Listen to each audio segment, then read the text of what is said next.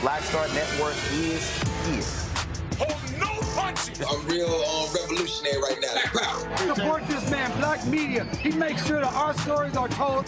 Thank you for being the voice of Black America, Roland. Stay black. I love y'all. All momentum we have now, we have to keep this going. The video looks phenomenal. See, this difference between Black Star Network and Black-owned media and something like CNN. You can't be Black-owned media and be scared. It's time to be smart. Bring your eyeballs home. You dig?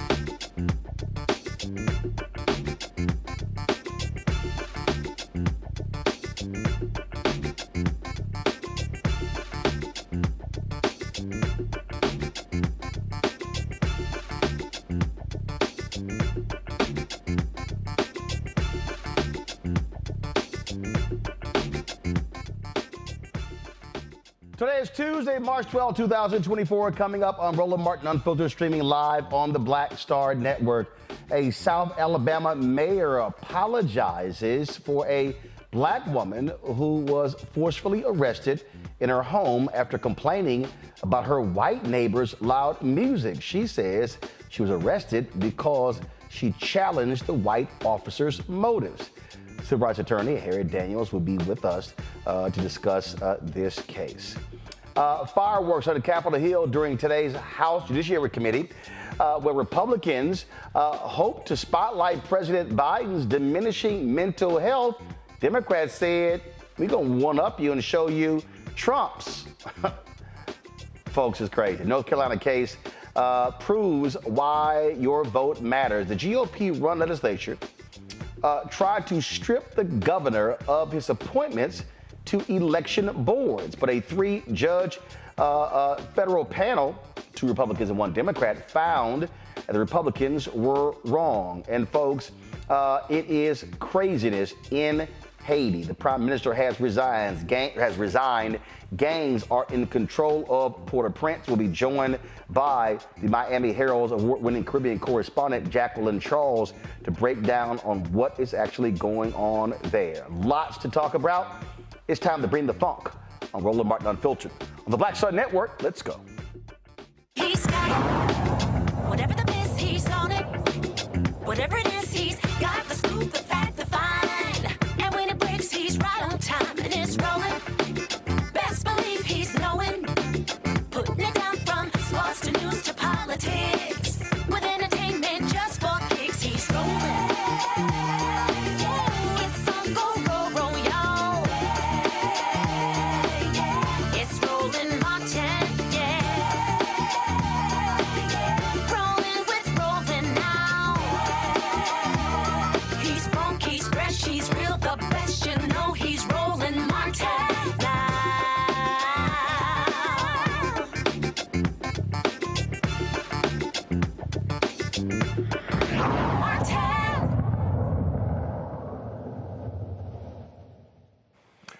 All right, folks.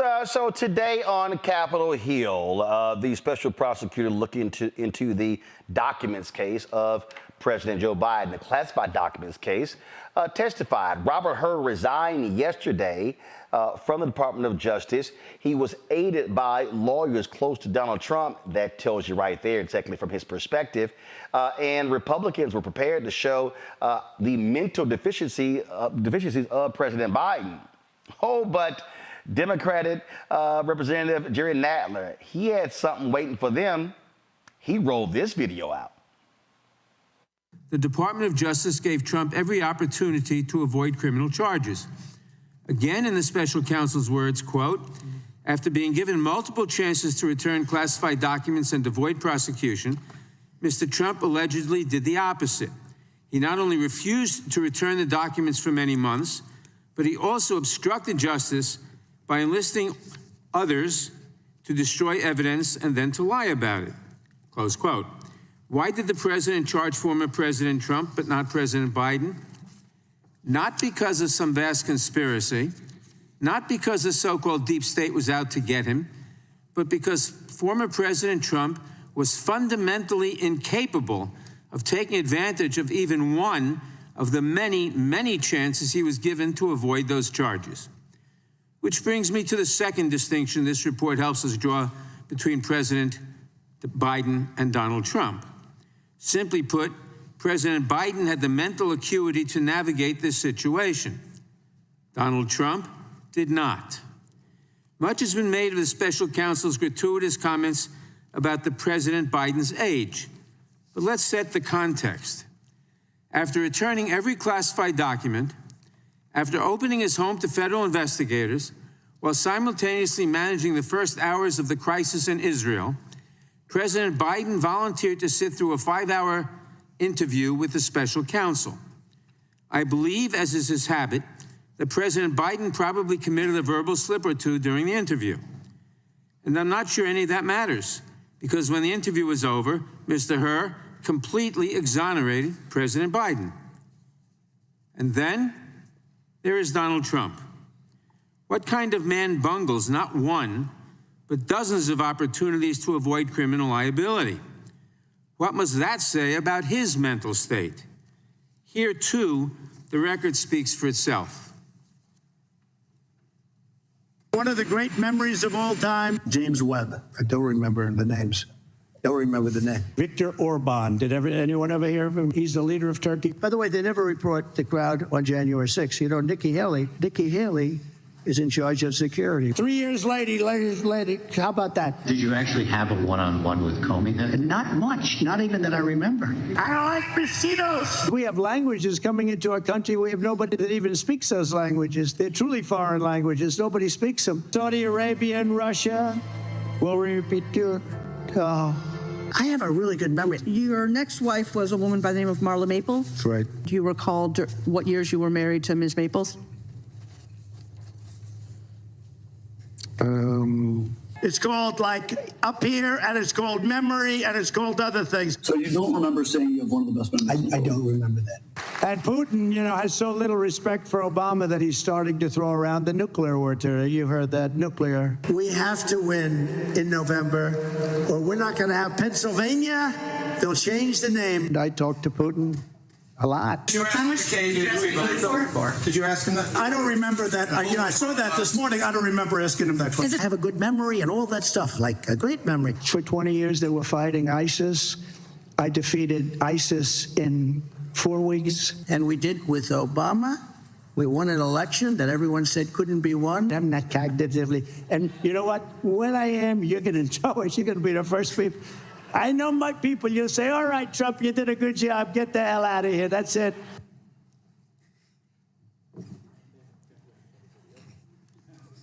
That is a man who is incapable of avoiding criminal liability, a man who is wholly unfit for office, and a man who, at the very least, ought to think twice before accusing others of cognitive decline. So it wasn't just that. You also had, of course, Republicans trying to play the whole gotcha game. And then they also showed how Hur himself, you know, has his own issues. In fact, remember when his report came out? All of these stories, I mean, tons of stories in the Washington Post, tons of stories that were in the Wall Street Journal, New York Times, the mental acuity of President Biden, how, he couldn't remember. Well, when they released, the Department of Justice released the transcripts, and it gave a whole different understanding. Well, Eric Swalwell, he actually had a few questions for her about this very issue of Biden's memory. Watch this exchange. Appeared in your report, though. Is that correct? The word photographic? That does not appear in my report. I now want to show you and play a video of what is absolutely not photographic. In the failing New York Times by an anonymous, gutless coward. We are a nation that just recently heard that Saudi Arabia and Russia will repeat your... I hope they now go and take a look at the oranges of the investigation. And I watch our police and our firemen down in 7-Eleven, down at the World Trade Center. And we did with Obama. We won an election that everyone said couldn't be won. This is the very definition of totalitarianism. And let me begin by wishing you a beautiful... Look, you remember this? Do you remember? God bless the United States. The windmills are driving them crazy. They're driving the whales, I think, a little batty. And I went to Puerto Rico, and I met with the president of Appeared in your report, though. Is that correct? The word photographic? That does not appear in my report. So I thought that was quite interesting how Swalwell jammed him up on that. But again, on this whole thing of photographic memory, I'm gonna pull this video here before I go to my panel. Y'all are gonna love this one because again, it goes to show you how these folks operate. Goes to show you how they think and how, again, this whole thing was about how they could try to attack the credibility of President Biden. And what it also showed, though, is that Robert Hur himself has his own issues with this particular report. Now, here is Swalwell hitting him on something that showed up in the transcript, but not in his report. Watch this. President Biden, you appear to have a photographic understanding and recall of the House. Did you say that to President Biden?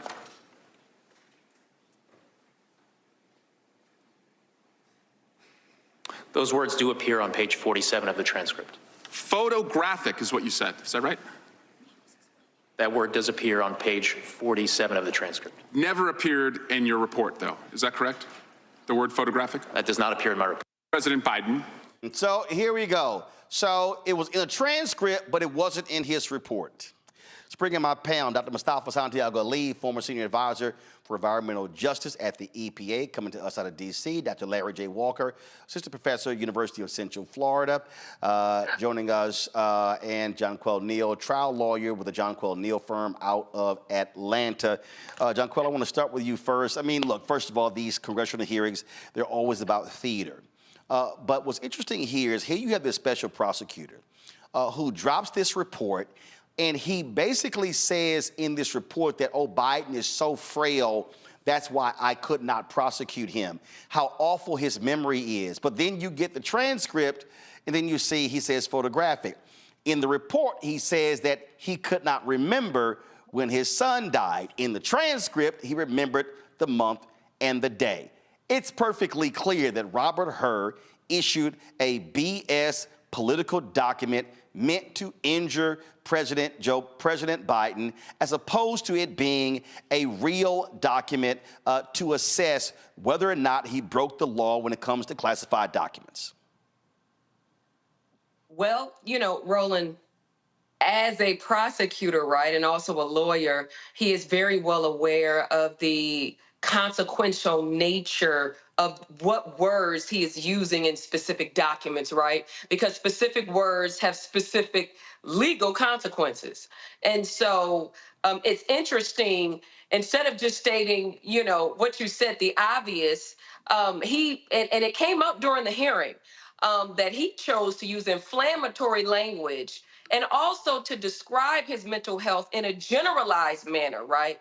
When it's my understanding there were only specific things that he may not have been able to recall exact dates and specific exact things. But he talked about him in a general nature, right? But there's also, you know, with a lot of crimes, you have the intent factor, right? You have the mens rea factor. And so, you know, that's also something to keep in mind. He could have worded it in a different way. And kept it very objective, but you're right. He used inflammatory language in a way that was meant to embarrass the president, that he knew would be public and that he knew would come out during the course of this election. And Mustafa, he knew what was going to happen. He knew the press was going to run with it. And so, again, when you issue a report, but then now you have the transcript, it's a whole different deal. And I want to play this for you because I thought this was really hilarious, where you had this one Republican who was mad that they actually released the transcript. Watch this here. Give me 1 second. I'm going to set this up. This here is Representative Dan Bishop out of North Carolina. Watch this. Because I've just found something, but we've only had a little bit of time to look. I don't think it serves this process well for the Justice Department to dump these transcripts into the public right now. Oh, so it doesn't serve the public, Mustafa, for the DOJ to dump the actual transcripts of Hur's 5-hour interview with Biden. Really? Well, they want you to believe a certain narrative. So I would ask everybody who watches this show to actually go out and look up psychological operations, PSYOPs, because that will help you to understand this game that is currently being played, where folks are intentionally moving certain information in front of you to believe a narrative, which is often a false narrative. It is something PSYOPs has been done for years in the military sort of situation, and you see these dynamics playing out. You see folks on the GOP side that are utilizing them. You see these folks who are trying to get you to believe things that may not necessarily be true. So if you don't understand this game that's being played and the tools that folks are utilizing to get you to actually, it's interesting. Folks even tried to do this with January 6th, where they tell you the things that you actually saw with your eyes did not happen. And it has been playing out time and time again in many of the various items that they try and move forward and try and manipulate folks. So for me, it is a part of that sort of paradigm that they are using to try and fool people and to get you to not believe the truth. Stevie, go to my iPad. Larry, Matthew Gertz tweeted this. The Washington Post ran 33 stories about Biden's mental fitness in the 4 days following the Hur report. He then says the Wall Street Journal ran 17 days about Biden's mental fitness.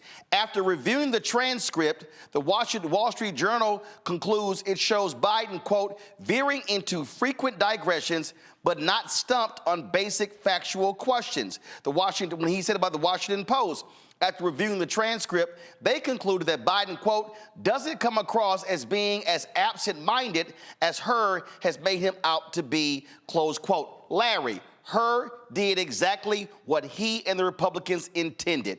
That is, as Mustafa said, put the mental image in the minds of people. This man is old, frail, can't remember anything. He's walking around like a zombie. That was their goal from day one. Here you have a total of 50 stories in the Post, in the Journal, and now once they see the actual transcript, it's like, yeah, that's not quite what we reported. And so the damage has already been done. Yep. And the important thing to keep in mind, Roland, that this report is a political hit job. That's all it is during an election year. And what we found, with her, obviously, for Republicans, this certainly didn't turn out the way they expected it to. And I think last week when you saw President Biden with the State of the Union, he offered essentially a counter narrative to these ongoing dozens of articles written by major newspapers from East to West Coast talking about his mental acuity. And so once again, after all the damage is done, you barely hear a peep from the Wall Street Journal, Post, and all these other, major newspapers that have written, like you said, numerous articles, not only on as it relates to the report, but just generally looking for the slightest pause from President Biden and suggest that something is wrong with him. He doesn't have the capability to be president of the United States. And that's why I'm glad that Democrats offer the counter narrative in terms of those clips of former President Trump, who we've seen over the last several weeks, several times confuse individuals, misspeak, or slur his words. So once again, the Hur report was a political hit job. They thought it would continue, it would reinforce the narrative is already out there. The other thing is, Roland, is really important for these major newspapers, is they keep falling for the banana in the tailpipe. These stories are constantly leaked, but they don't have any way to verify this information. So if you can't verify something this serious, suggesting the president of the United States does not have the ability to understand what's going on, remember dates and other specific information, you should not report it, or at least you should report it with context. And they're not doing this. And once again, Roland, we're doing the same thing we did 4 years ago, 8 years ago, in terms of these newspapers, in terms of reporting stories that are not true, and then they don't retract it, and it's just like it never happened. All right, here is Congressman Ted Lieu. Watch this line of questioning. Check this out. I'm going to ask you a series of questions, yes and no questions. They're not trick questions. They're simply designed to highlight what you already found in your report, which is that there are, quote, material distinctions, end quote, between President Biden's case and Mr. Trump's case. So here's my first question. In your investigation, did you find that President Biden directed his lawyer to lie to the FBI? We identified no such evidence. Okay. Did you find that President Biden directed his lawyer to destroy classified documents? No. Did you find that President Biden directed his personal assistant to move boxes of documents to hide them from the FBI? No. Did you find that President Biden directed his personal assistant to delete security camera footage after the FBI asked for that footage? No. Did you find that President Biden showed a classified map related to an ongoing military operation to a campaign aide who did not have clearance? No. Did you find that President Biden engaged in a conspiracy to obstruct justice? No. Did you find that President Biden engaged in a scheme to conceal? No. Each of the activities I just laid out describe what Donald Trump did in his willful mishandling of classified information and his criminal efforts to deceive the FBI In contrast, President Biden handed over documents without delay and complied fully with investigators. Ms. Ahern, in your report, you write that, quote, according to the indictment, Trump not only refused to return the documents for many months, but he also obstructed justice by enlisting others to destroy evidence and then to lie about it, end quote. You also say that if proven, these would be, quote, serious aggravating facts, end quote. Do you still stand by your analysis? I do. Okay. I have a few more questions as well. In your investigation, did you find that President Biden set up a shell company and covertly paid $130,000 in hush money to an adult porn star? No. Okay. Did you find that President Biden directed his lawyer to pay $150,000 in hush money to a former Playboy model? No. In your investigation, did you find that President Biden called the Georgia Secretary of State to demand that he, quote, find 11,780 votes? No. Did you find that President Biden devised a scheme to organize a slate of fake electors to undermine a free and fair election? No. Did you find that leading up to January 6, 2021, President Biden urged his supporters to travel to D.C. and to storm the Capitol? No. Thank you. Each of these activities I laid out describe what Donald Trump did, his efforts to bully election officials, overturn the results of the election, and deceive the American people. That is why Donald Trump has been indicted in not just one, not just two, not just three, but 4 criminal cases. I yield back. And that's how you do it. All right, folks, going to a break. When we come back, mayhem in Haiti. The prime minister has resigned. What is going on in that country? We'll talk to one of the top reporters covering what's happening there next on Roland Martin Unfiltered on the Black Star Network. When you talk about blackness and what happens in black culture, we're about covering these things that matter to us, speaking to our issues and concerns. This is a genuine people-powered movement. There's a lot of stuff that we're not getting. You get it, and you spread the word. We wish to plead our own cause. Too long have others spoken for us. We cannot tell our own story if we can't pay for it. This is about covering us. Invest in black-owned media. Your dollars matter. We don't have to keep asking them to cover our stuff. So please support us in what we do, folks. We want to hit 2,000 people, $50 this month, raise $100,000. We're behind 100,000, so we want to hit that. Y'all money makes this possible. Checks and money orders go to P.O. Box 57196, Washington, D.C. 20037-0196. The Cash App is $RM Unfiltered. PayPal is R Martin Unfiltered. Venmo is RM Unfiltered. Zelle is roland@rolandsmartin.com. Hi, this is Dr. Jackie Hood Martin, and I'd like to ask you a question. Is your life teetering under the weight and stress and pressures of everyday life? Well, let me tell you, balance isn't easy. Join me each Tuesday on Black Star Network for Living a Balanced Life with Dr. Jackie. We'll laugh together, cry together, cheer ourselves on, and pull ourselves together. Learn tips and tools that will help you with the everyday stressors. So join me each Tuesday on Black Star Network for A Balanced Life with Dr. Jackie. I am Tommy Davidson. I play Oscar on Proud Family, Louder and Prouder. Right now, I'm rolling with Roland Martin, unfiltered, uncut, unplugged, and undamn believable. You hear me?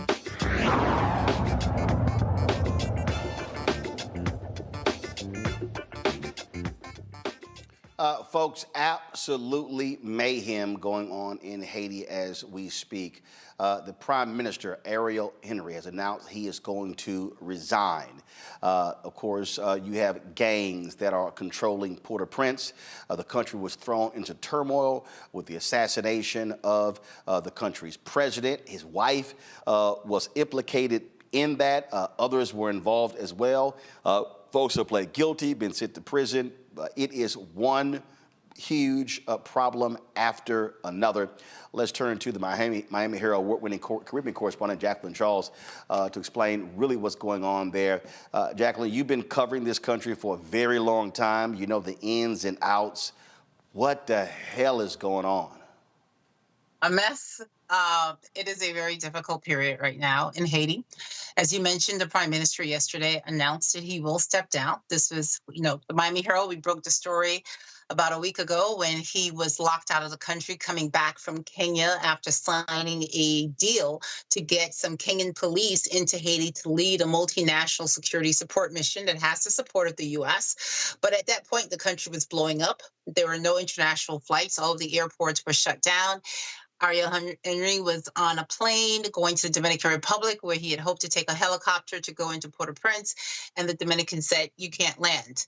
And as he turned around and was headed to the U.S. territory of Puerto Rico, the Biden administration sent him a memo for ask of PM Henry, and in there, basically, we need you to work on your resignation. And they had a step-by-step. Well, he part of the request was for him to go to Jamaica and resign. He did not go to Jamaica. But the Jamaicans basically came to the Haitians in the sense that yesterday in Jamaica, Secretary of State Blinken, he flew there. Trudeau was on video. 7 Caribbean prime ministers were also present.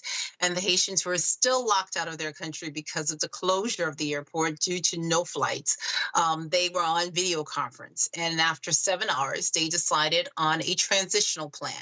A 7-member presidential council that will choose a prime minister to replace Ariel Henry, and then ready the country for a multinational security support mission if and when it comes, and we can talk about that in a minute.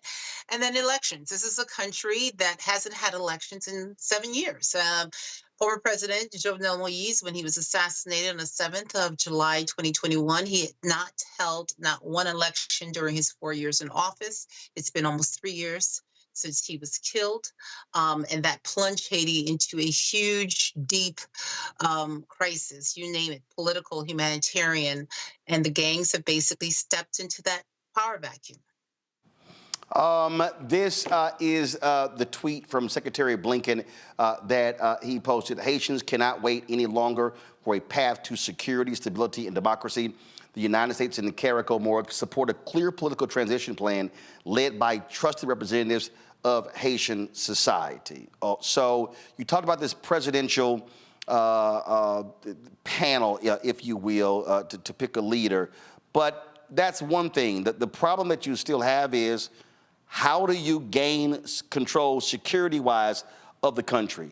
How do you gain control of a situation where, frankly, you don't know if you can trust the Haitian Armed Services or the police? You've got the gangs as well.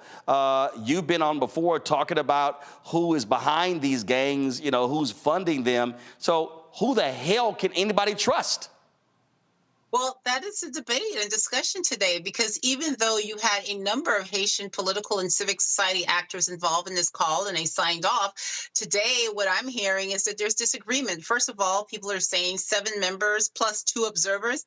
You can't govern with that.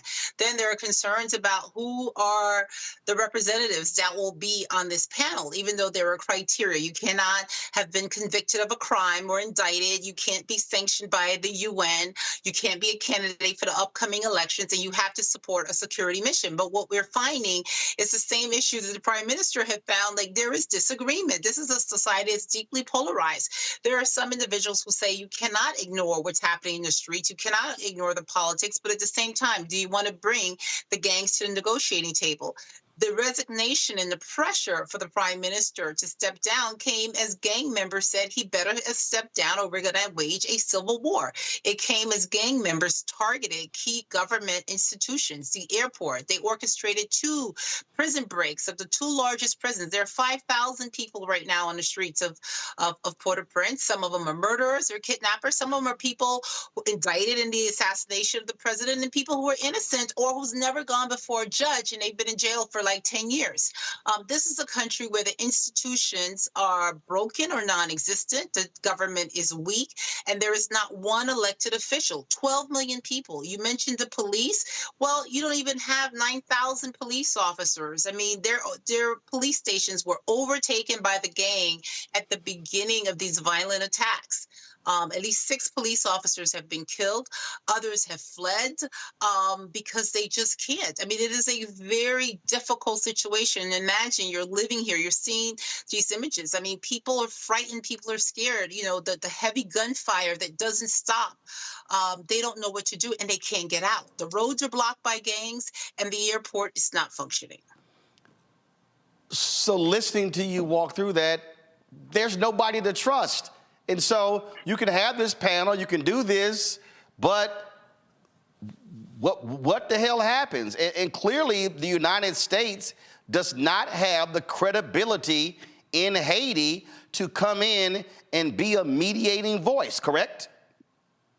I don't agree with that. I think that what's happening here is Haitians have an opportunity to decide on their future and to think about the 12 million people who do not have a voice.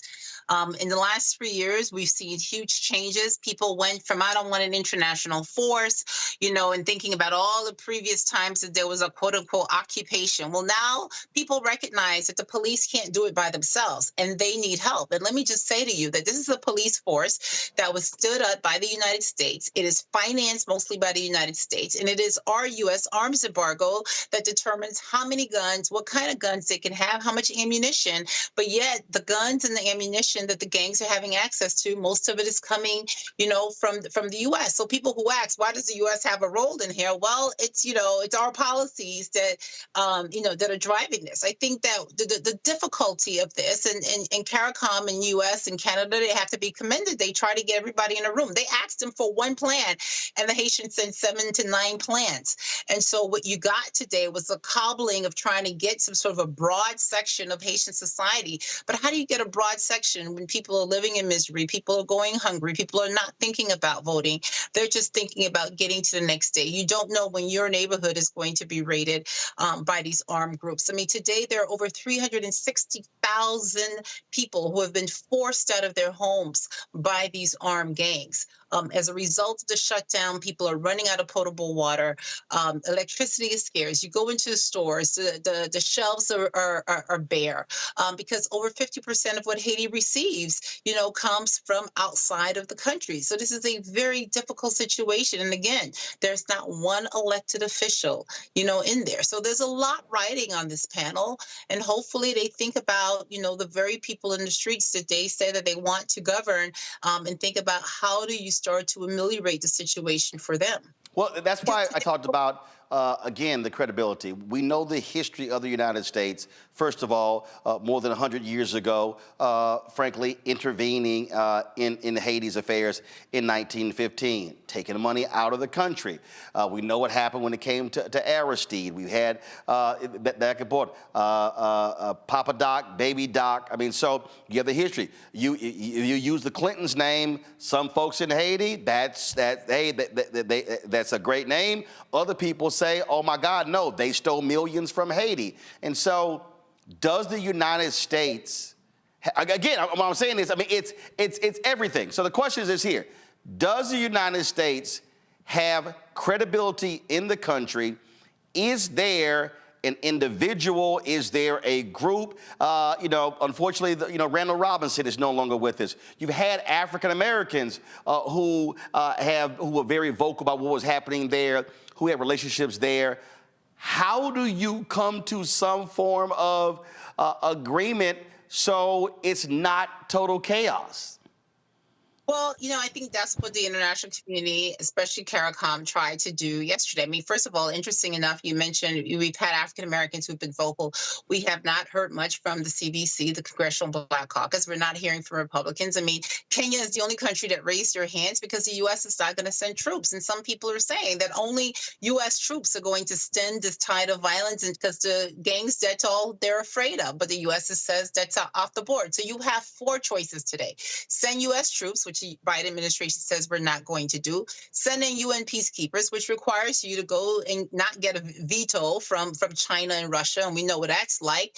Or try to get this multinational security support mission from Kenya. But the Republicans in Congress are saying to the Biden administration, well, we're not sure about this untested plan that you're trying to do. And we got all these questions and going back and forth. I mean, the administration initially promised $200 million. They've requested $50 million, and they can't even get $50 million to get this thing off the ground. And your fourth. Well, first of all, you said the administration, you mean the United States? Yes, the Got United it. States. Okay. The Biden administration has asked Congress to release $50 million so that they can start to do the planning for this Kenyan led force. And it's 1,000 police officers from Kenya that will serve as the backbone of a multinational security support mission. So from the minute this, Kenya raised their hands, it's faced legal challenges in Kenya. Henri was actually in Nairobi signing this agreement when the gang saw it, and they basically blew up because they say they don't want an international force coming into the country, and they also want amnesty. So, we putting this on the U.S., but at the end of the day, what the U.S. and the international community has done, they've been talking about a Haitian-led solution. They said, okay, you say that we're in your business, we're doing this, we're doing that. So this is your opportunity to step up and to lead. And for 3 years, they've been telling the Haitians to figure it out. And then this week was, pay dirt. And instead of coming together and saying, here's one plan, you sent in 7 and 8. So when you see that there's a 9-member or 7-member panel, however you want to do it, we're saying, well, is this 7 presidents? I mean, who's going to be in charge? How long are you going to be in charge? Look, I mean, they've got to figure it out because it's not about the people running the country. It's about the people living in the country. And today it's misery. Before I go to the panel with questions, when I mentioned the Clintons in Haiti, you sort of started laughing because I get these people all on I covered the IHRC. After the 2010 earthquake, I arrived in Haiti within hours of this. And, people accuse Bill Clinton and Hillary Clinton of a lot of things, and it's ridiculous. I mean, first of all, the money that was promised to Haiti, the billions of dollars, it never arrived. It didn't go to the Haitian government. It was kept by the aid agencies that had it. It did not go to Bill Clinton or the commission that he was chairing. What they did was like, okay, tell me, you promise, $100 million. Well, how are you going to spend it? Where it's supposed to go? And then we had an election, and then that accountability, went away. It's very unfortunate because people were not paying very close attention to this. And it's very easy for people to just sort of hear the sound bites and say, oh, I heard this money, that money. But I've done, my investigations on this repeatedly. And the reality is that there were billions of dollars that were promised to Haiti that were not delivered. And, 15 years or 14 years after this earthquake, things did not go up, things went down. We've seen nothing but a downward spiral, in this country. And is part of that billions not coming because countries stated, well, if you're not stable, we don't know who it's going to. Go ahead. Not at all. The money wasn't delivered because it was promised, and there's all of this red tape on who can get it and how it needs to go. Mm-hmm. And so that was issued. And I remember I did a story with this, and one of the frustrations of President Clinton, for instance, was that grassroots organizations in Haiti that were on the ground that needed this money, they had no access to the money because they still had to go to USAID or, the European Union or any one of these aid agencies. And so some of that money, remember the famous stories about the Red Cross and how money they wanted to put money in a hotel and only, 10 houses, 20 houses that were built. People went in and saying, oh my God, there's a disaster and it's poor people, so let's do this. But here's the reality. Poor people often don't own houses or the property. So if I am an aid agency and I have all of this money, am I going to put it into somebody whose house can get pulled up from under them literally the next day? But the people in the middle class who lost their homes, they could have benefited from it, but that's just not a great, look. So there was a lot of mistakes that were done in terms of the response. Haiti itself received money from Venezuela. There's been investigations about billions of dollars that they had in their control that we can't see where that money went. So there is no pointing the finger here. I mean, I think everybody shares the blame. And it's very unfortunate because if you talk to the average Haitian, yes, the U.S. is the elephant in the room. And they know that if the U.S. will pay some attention, they feel like the needle will move. So you went from where people will complain of too much U.S. involvement to today people are saying to me, are they just going to let us die standing? I did reach out to, as you were talking to some Congressional Black Caucus leaders, and what I got back was, quote, we're calling for Republicans to fund $40 million in relief funds and working with Kenya to bring resources to stabilize the situation to avoid a mass migration. And the CBC members who are taking a lead on this are Congresswoman Yvette Clarke, Congresswoman Stacey Plaskett, and Congressman Gregory Meeks. So hopefully we'll reach out to them. Have you communicated with any three of them?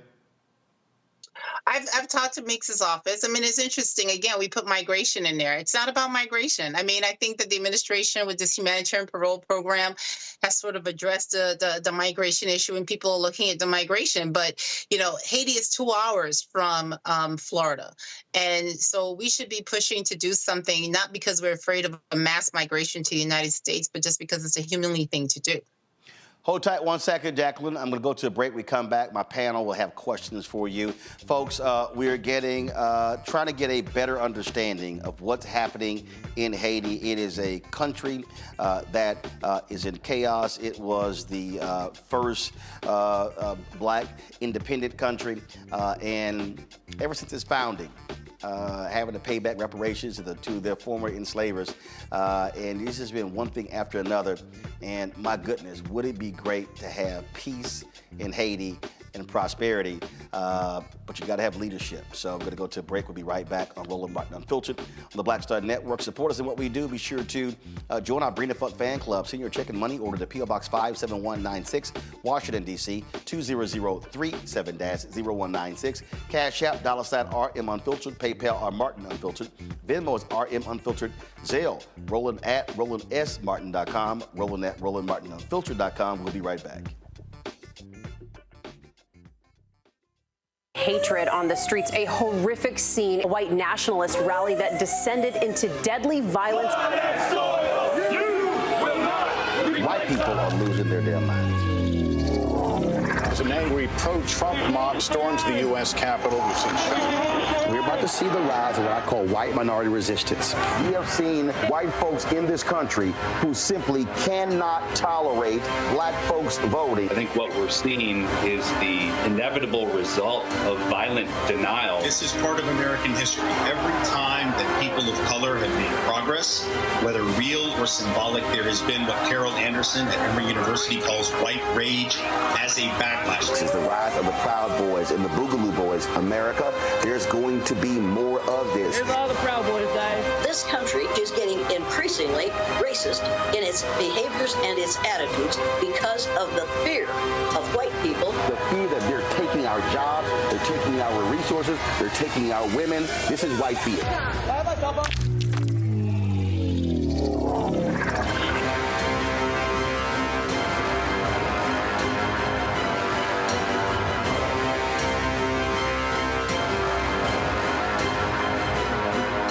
Hey, it's John Murray, the executive producer of the new Sherry Shepherd Talk Show. You're watching Roland Martin Unfiltered.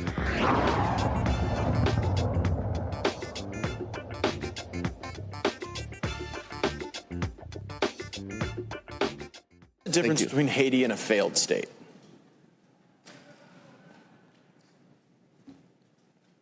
It's telling, right? We can't really identify them because the gangs are in charge. The government has been thrown out. And as a Florida man, I'm deeply concerned about this wave of people that we're about to have, that we are having, coming from Haiti, and it will accelerate. Because I've gone to Opelika and I've spent time with the folks that are engaged in Operation Vigilant Sentry, and they say the #1 push factor that drives these Haitians into Broward County, Palm Beach County, where they don't disperse throughout the country, they stay in Southeast Florida.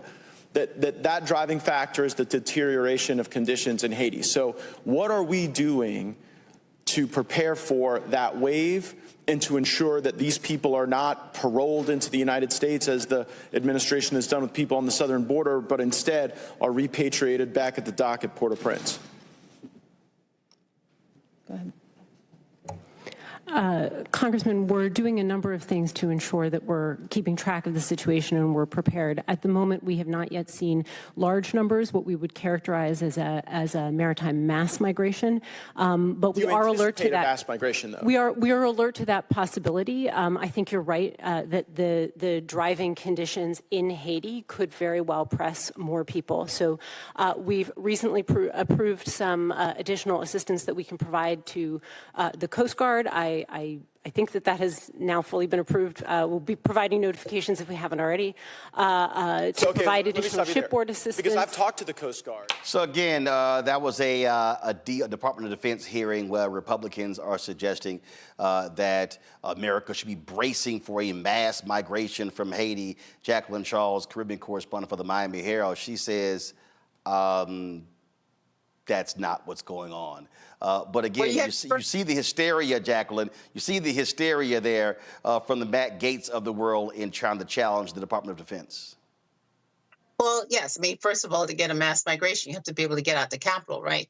I mean, the gangs control over 80% of Port-au-Prince. 2 years ago, I flew to one of the regions where migrants were leaving from, and I literally had to fly. I had to charter an airplane, and we landed literally on a road in the middle of a market because there isn't an airport. And then, there was an incident in the country, and my charter flight got canceled. And the only thing I knew was that I was not going back to Port-au-Prince by road because the likelihood of me getting kidnapped was very, very high because there were several kidnap alleys along the way. I mean, this is the reality of what you're dealing with. And when you get kidnapped, it's an awful situation. We've got collective rape that's going on by gangs if you make it out alive. And then, of course, they're asking, enormous amounts of money that a lot of people just don't have. Questions from our panel. Larry, you're there in Florida. You first. Yeah, I am. So I guess my question, you alluded to this earlier. I want to focus on the humanitarian situation here, because you talk about, people don't have access to food, clean water, and so many other challenges. And I'm wondering how soon, obviously this situation's already blown up, and how soon it could actually mushroom as it relates to starvation, disease, et cetera, based on where we are now. And I'm making that point because obviously the importance of this, the United States in this collective organization, a group of individual countries being involved in supporting Haiti. Like how close are we to an actual full-blown humanitarian crisis where people are starving and disease, et cetera? Well, the World Food Program says that we are very acute too. I mean, that's when you look at the numbers of what's happening in Haiti, it's the kind of numbers that you see in places of war. I mean, just in January, there were over 1,100 Haitians who were killed, kidnapped, or injured. I mean, that's a huge number. It's the deadliest month in 2 years. There are about 12 million people. The World Food Program says about 6 million are suffering from hunger. And in that group, a large number acute hunger. Many of them are children. Huge levels of, of kids who just are not getting enough to eat. People are skipping meals, trying to cope. And while the violence is in Port-au-Prince, we're also seeing it in the Rice Valley of the Artibonite. So that means those rice farmers are not getting out. And then with this current situation, because everything is shut down, there's no air bridge by the World Food Program or even, regular businesses. So how do you get things to the other parts of the country? I mean, remember, after the assassination, 5 weeks later, we had a major earthquake in the southern corridor.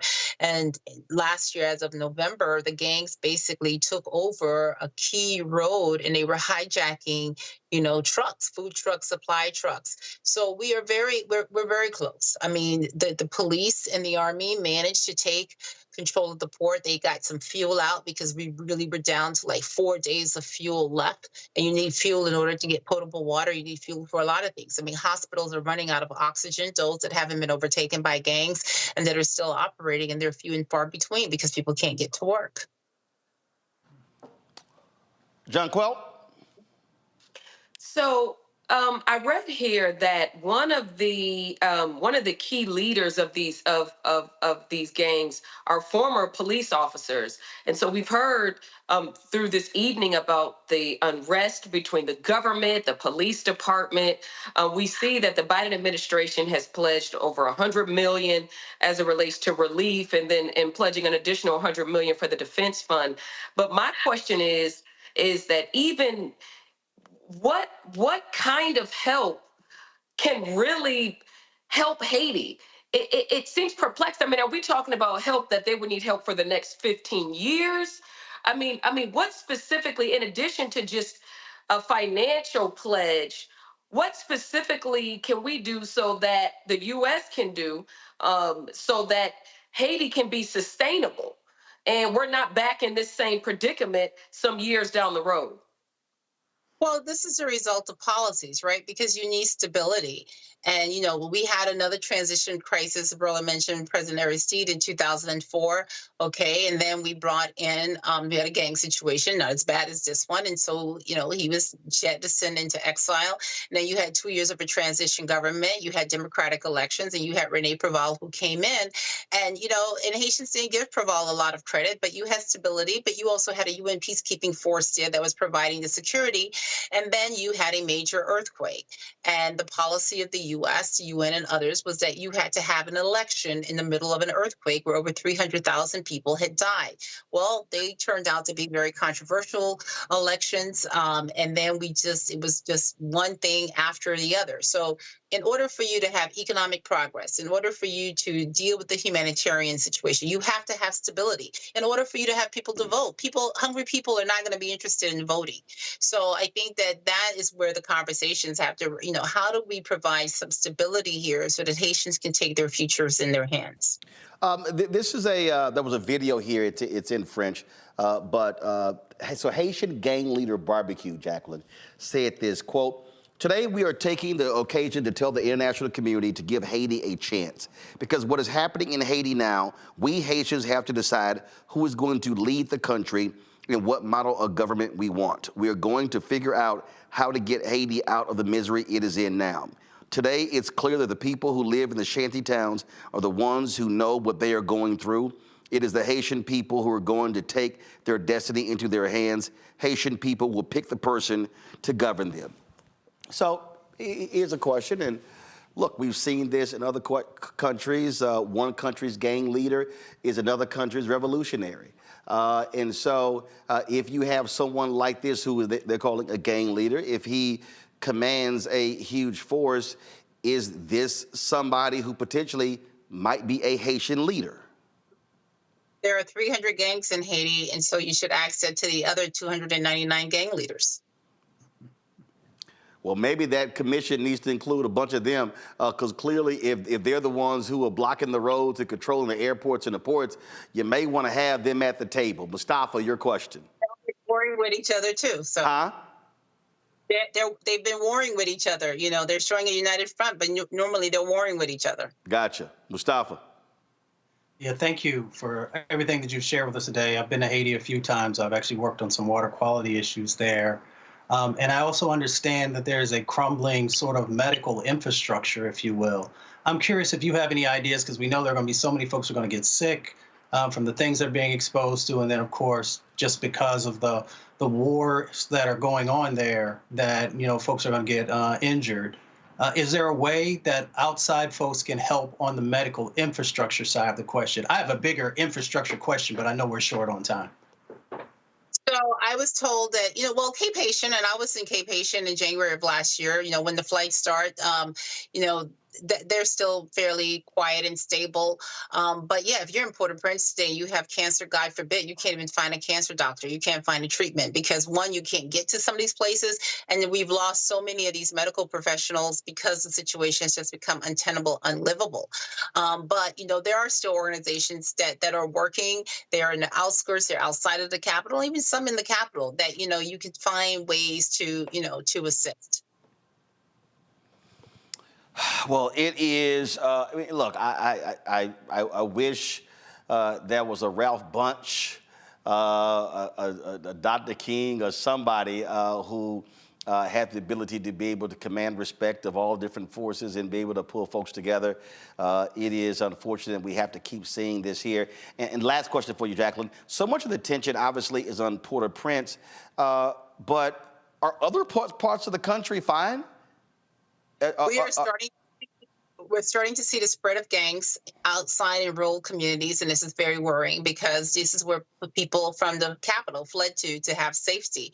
And then in the last couple of months, what we've seen is efforts to disrupt life in there. So while a lot of the focus is on Port-au-Prince, there is a huge concern that we will start to lose the entire country as more and more of these armed groups spread. The 300 armed groups that the UN said exist in Haiti, they're not just in the capital, but they're around the country. It is an absolutely beautiful country. When a previous Haitian leader was president, I was invited there. This was right before the earthquake actually hit, and have never had the opportunity to go there. My maternal, paternal, great ancestors migrated from there. Like I say, gorgeous country, and I wish more people could be able to see it and enjoy it. But you got to have stability, you got to have peace, and you got to have control of the country for any of that to happen. So, Jacqueline Charles, we appreciate you breaking all of this down for us. Did we miss anything? No, you got it.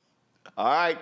Well, we'll once I'm texting the CBC members. Hopefully, we'll get one of them on to talk about what they are doing to try to help the situation. So we appreciate it. Thanks a lot.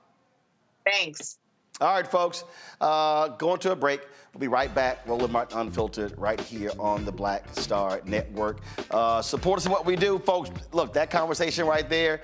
Look, that was a 35-plus minute conversation talking about what's happening there in Haiti. You ain't going to get that conversation on these other networks. This is why we are critically important. You're not going to get it in any of the black-owned media outlets. We're going to keep covering this. There are other voices we're going to be reaching out to, getting their perspective, because so much of the attention when it comes to mainstream white media is on what's happening between Israel and Hamas and Ukraine. But the reality is there are things that are happening in the Congo, things happening in Nigeria, things happening in Kenya, things that are happening in Haiti and deserve the attention as well.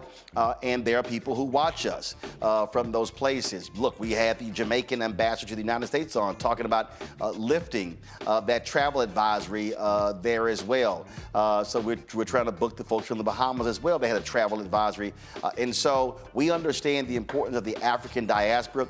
One of the reasons why this is called the Black Star Network, because the Black Star was named of the cruise line of Marcus Garvey. The point of that was to connect the African diaspora. And so for us, this is an opportunity for us to be able to do the exact same thing with the news that we cover. So your support is critical. And so please join our Bring the Funk fan club. The goal for us is to get 20,000 of our fans and followers to contribute on average $50 each a year. That comes out to $4.19 a month, 13 cents a day. You get this 2-hour-a-day show. Faraji Muhammad's show is 2 hours a day. You get 5 one-hour weekly shows. In addition, all of the live events that we cover, congressional testimony, rallies, protests, speeches. It's a whole lot that we provide for free to the folks who watch. But we truly depend upon your support for what we do. Everybody who contributes today, I'm going to give a shout out live on the air. So if you can send a check and money order to P.O. Box 57196, Washington, D.C. 20037-0196. They get a shout out later, but all the people who give electronically. So if you give via Cash App, which is $RM Unfiltered, PayPal, R Martin Unfiltered, Venmo is RM Unfiltered, Zelle, Roland at RolandSMartin.com, Roland at RolandMartinUnfiltered.com. I would appreciate it. Also, be sure to download the Black Star Network app. You can download it with close to 100,000 downloads. Let's make it happen. Download us on Apple phone, Android phone, Apple TV, Android TV, Roku, Amazon Fire TV, Xbox One, Samsung Smart TV. Back in a moment. The next Get Wealthy with me, Deborah Owens, America's Wealth Coach. Less than 5% of the top executive positions in corporate America are held by women of color. We know it's not because of talent. A recent study says that it's microaggressions, unconscious bias, and limited opportunities being offered to women of color.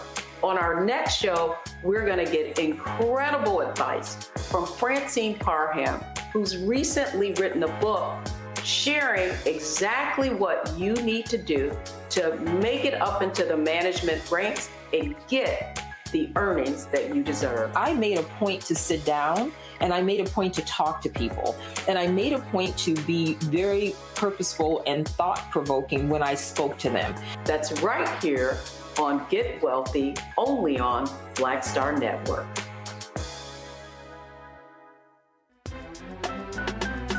I'm Faraji Muhammad, live from LA. And this is The Culture. The Culture is a two-way conversation. You and me. We talk about the stories, politics, the good, the bad, and the downright ugly. So join our community every day at 3 p.m. Eastern and let your voice be heard. Hey, we're all in this together. So let's talk about it and see what kind of trouble we can get into. It's The Culture, weekdays at 3, only on the Black Star Network.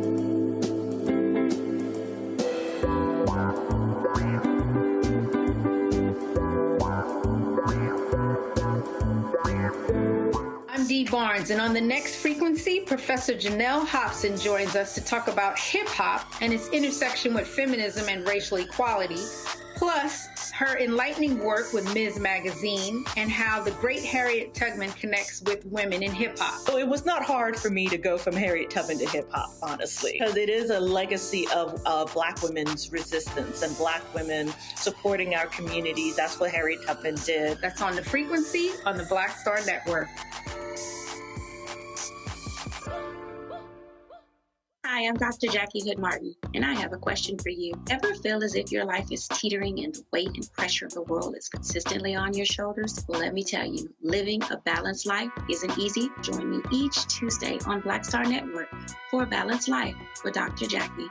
We'll laugh together, cry together, pull ourselves together, and cheer each other on. So join me for new shows each Tuesday on Black Star Network, A Balanced Life with Dr. Jackie.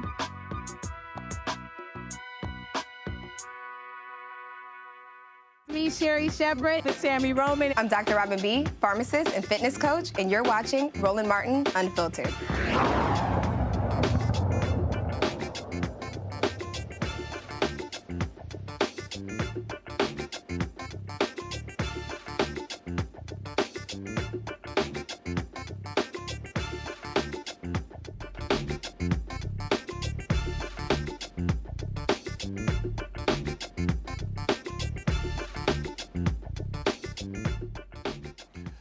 A black South Alabama woman says she was wrongfully and forcefully arrested after declining to show her identification to an officer while standing on her porch. This took place on February 23rd. Twyla Stallworth called the Archaloosa Police Department about her white neighbor's loud music. Well, no officer showed up until her neighbor called the police on her for triggering her car alarm. Well, when Officer Grant Burton arrived, he threatened to cite and arrest Stallworth for the car alarm. According to Stallworth, Burton did nothing to address her multiple complaints. As Burton was going back to his police car, Stallworth decided to, she pointed out the disparity, calling it racially motivated. Well, her 18-year-old son began to record this video when Burton returned to the porch. So when y'all go over there and talk to him about his music, do y'all ask him for his ID? Yeah, and he provides it. No, y'all do not. I be sitting right here watching. Nobody asking for his ID. I'm not arguing with you. I'm not arguing with you either. Am I giving you no? I'm going to jail. Yes. If I don't provide my ID? Yes, ma'am. Let's do it. I'm not giving you my ID. All right, turn around, put your hands behind your back. This is ridiculous. Hey, turn around, put your hands behind your back. You're under arrest. I need to put my shoes on. I didn't ask. Wait a minute, don't you put your hands on me like that. Hold on. You don't push my son. Whoa, hold on, wait. Do not push my son. Don't put your hands on my child. Ma, calm down, please, everybody. Please, calm down, please. Ma, everybody, calm down. I'm gonna give you one more chance. Somebody use my phone and call your daddy. Ma, please. Why do you need my ID? I've already explained to you. Why do you need my ID? Ma, just give him your ID, Ma, please. Why do you need my ID? Ma, please call. Mom, no, it's okay. Mom, it's okay. It's okay. Ma, it's okay. Ma, it's okay. It's okay, Ma, it's okay. It's okay, Ma, it's okay. It's okay, Ma, it's okay. It's okay. It's okay. It's okay. It's okay. I'm recording. I'm recording. I'm recording. I'm recording. I'm recording. I'm recording. I'm recording. Why you want to fuck up a female, dude? Because you're not complying. You need Jesus. It's okay, Ma. It's okay. It's okay. It's okay. This ain't nothing but the devil. It's okay. It's okay. This ain't nothing but the devil. Right. Can I put my shoes on, please? Where they at? Right here. Yeah. This ain't nothing Hey, but the dude, devil. I wasn't attacking you, by the way. You know that, right? You put your hands on my son. You put your hands on my son. Ma, it's okay, Ma. I understand. I understand that. Listen, I wasn't attacking. You good, bud? My son ain't do nothing. I mean, that's a natural reaction. You know what I mean? My child. Hey, dude, before you take her away, why are you taking her away? She's right now. She's under arrest for failure to identify. So is this actually in Alabama? I don't have to give you my Is this actually in Alabama state law? That is not the law. That's against the law. Is this actually in Alabama state law? No, it's not. When I'm out with you, as long as I have a legal reason to be out with you, if I ask you to identify yourself, you are then. So can you inform me? Can you inform me how this process goes? Because if you're arresting her right now over failure, they use the law all day long. A failure of ID, then I got y'all. Got you. I'm gonna put you on. We're gonna go to this. Got you. Got you. So I'm genuinely curious. I'm genuinely curious about how this is going right now. Loud, and then when I start causing a bunch of noise, I'm gonna fix these for you, okay? please, it hurts. Is there one in particular? This one? I don't know. Okay. So look, I'm gonna have to take one off to get to the other, okay? So how is this process going to go? Because you guys just can't keep her in there cooped up for failure of ID. that makes zero sense. Like logically, that makes no sense. Not no law. I'm at home. Hey, Dad, they're arresting my mom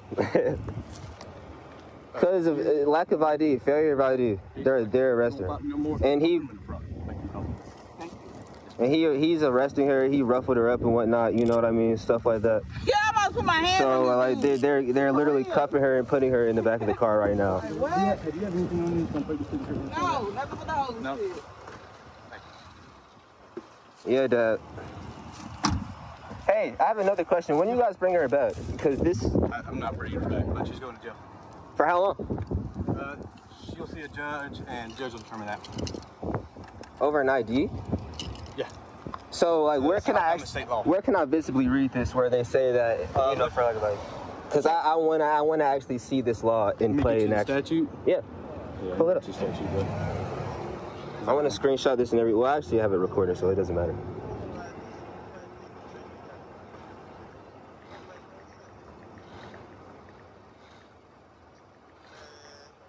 Even though I think it's wrong either way, because, there's an old lady that lives right next to him, and he's blasting his music as loud as possible. It's not... So, 15-530.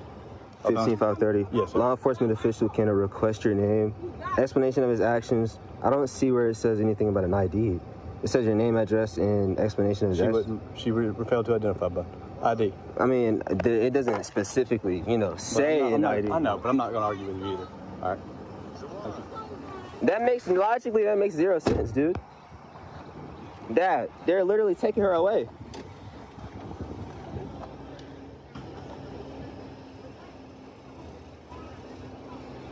But he said he asked for ID. In the law, it does not state you have to provide an ID. They're going away with my mama right now.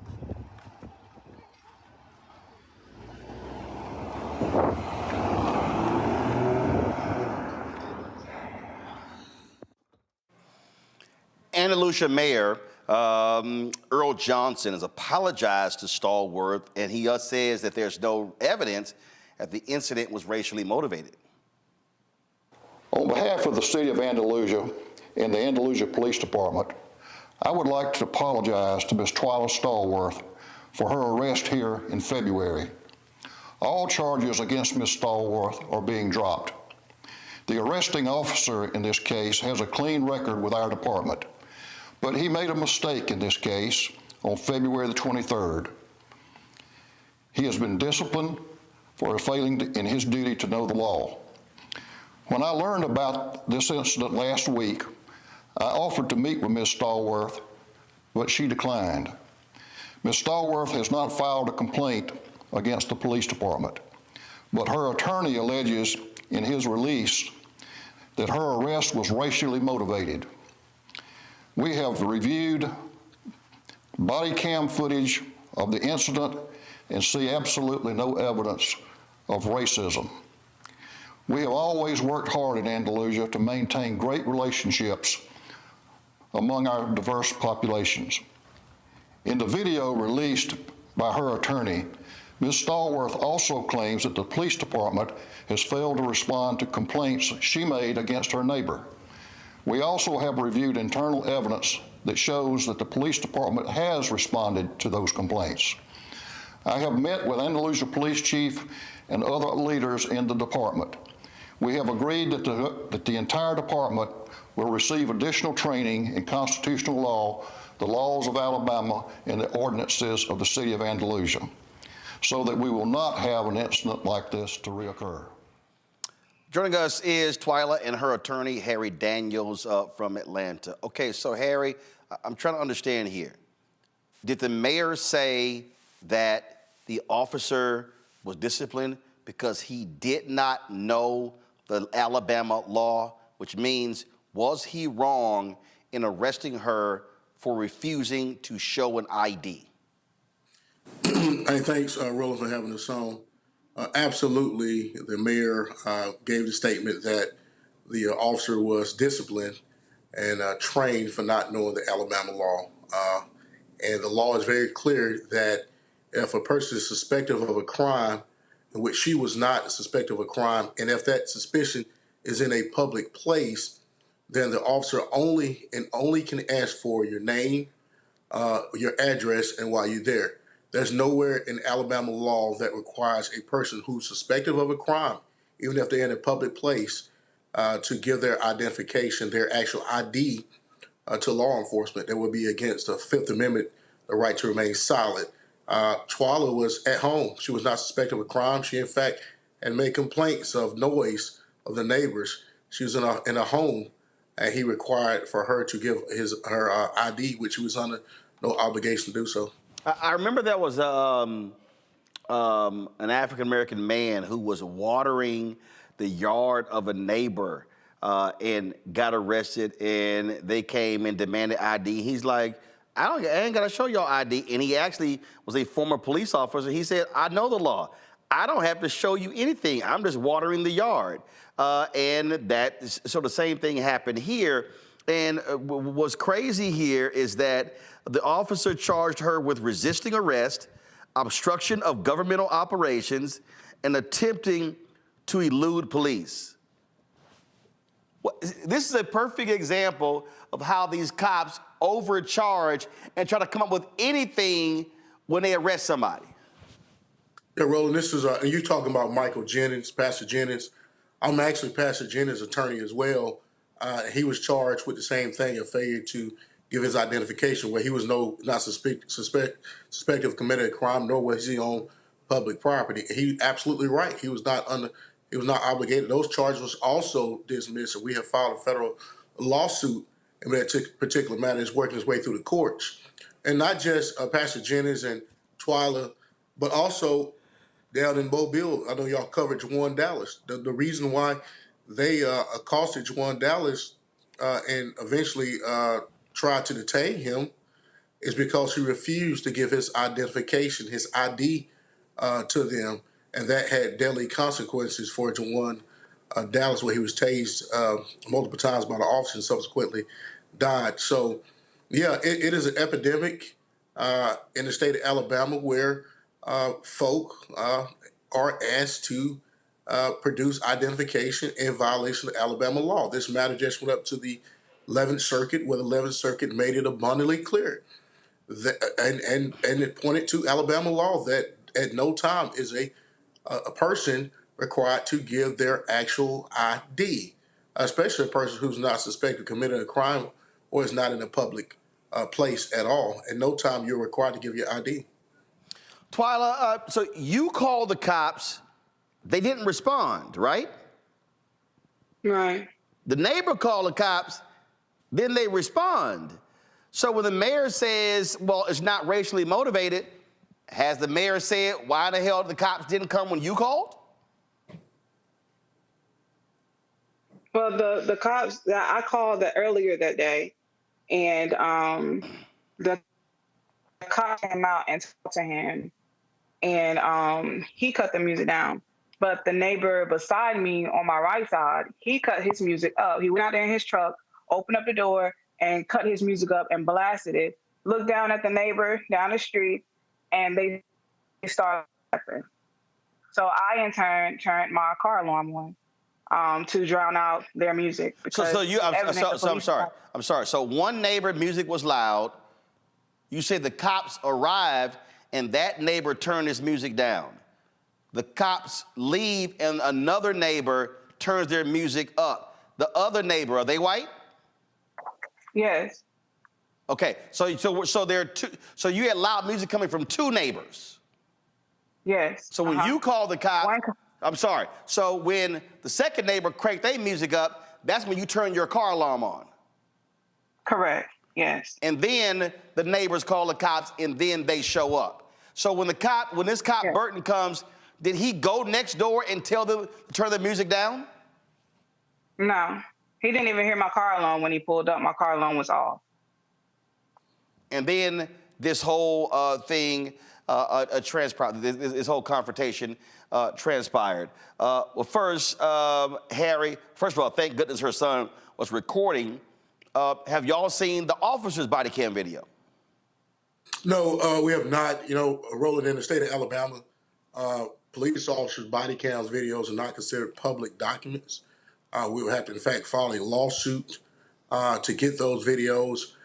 You know, and the mayor make the position that they find no evidence of racism. Well, racism a lot of times subjective, but the evidence is clear where you have a black woman calling multiple times, and she had called over 25 times, and at no time where the neighbor, where she had called over 25 times about noise complaints, was ever threatened or told that they was going to get arrested. They called her one time. She refused to give identification. And Roland, the incident was over.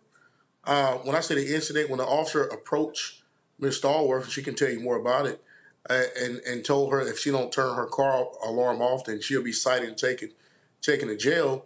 And when she pointed out that she felt like it was racist, that's when he turned around and came up and demanded for her identification. So on those grounds alone, it was some type of retaliation when she asserted that he was racist in consideration of the fact that she had called multiple times and at no time were her neighbors ever threatened or taken to jail. So absolutely, I think there's clear evidence that this is racially motivated. I think the mayor got it wrong. Obviously, the position is that he was disciplined. But when you look at this video, her son, Jermani, was pushed out the way.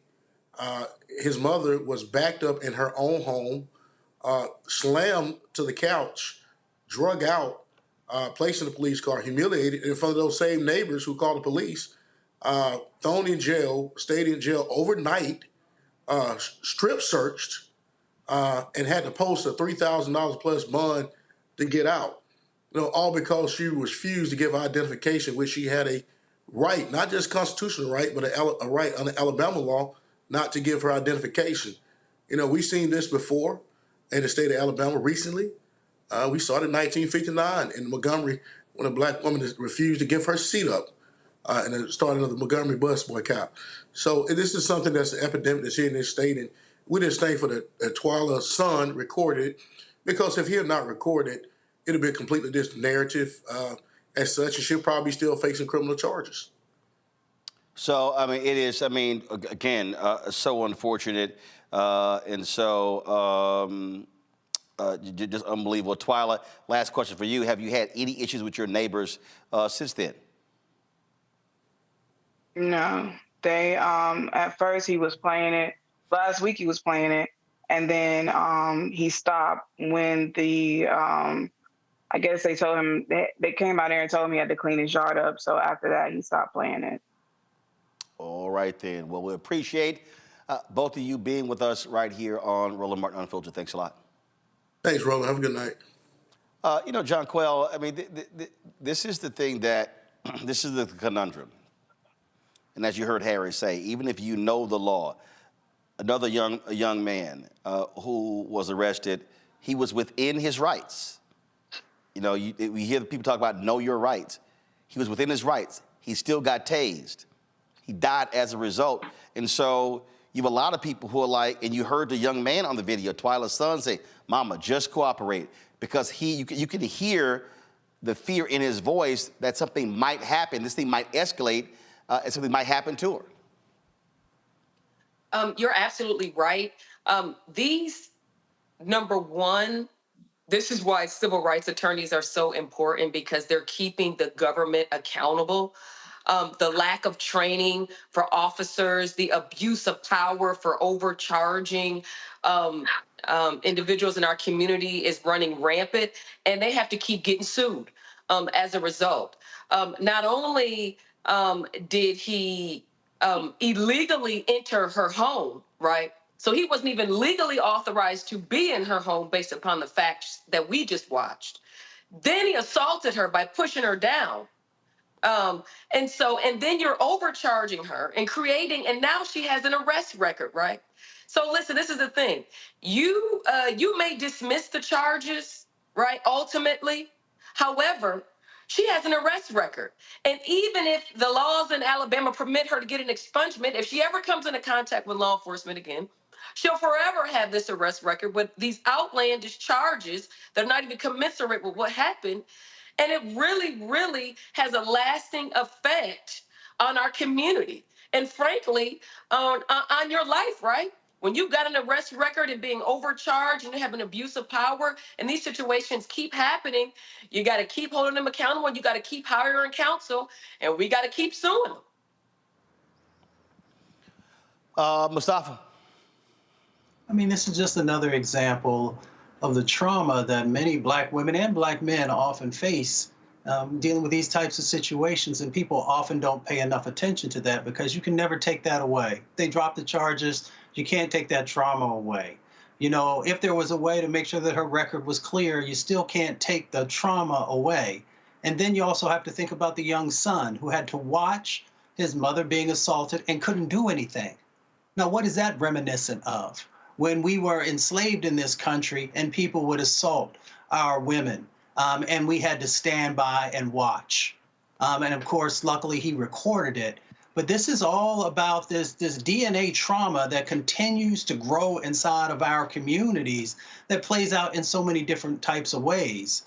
So yes, there is the legal side of the equation, which we have to address. And thankfully, we have great attorneys, civil rights attorneys, who are stepping in to make sure that we get, some help in that particular space. But there is also the psychological side of folks who are watching it, folks who are experiencing it, and then have to figure out, how am I going to heal from this? Because somebody hopefully has to pay for whether the type of therapy she might need or other types of things to begin the healing process. So I hope that as we watch these unfortunate situations, that we look in a holistic way about the things that need to happen inside of our community. Larry? This is another example of racial trauma and generational.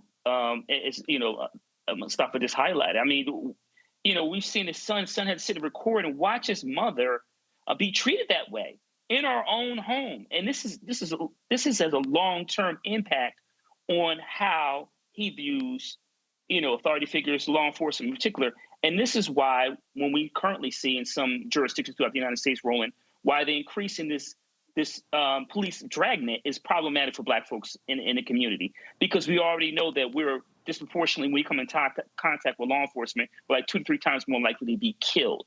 And fortunately, he was there once again there to record it.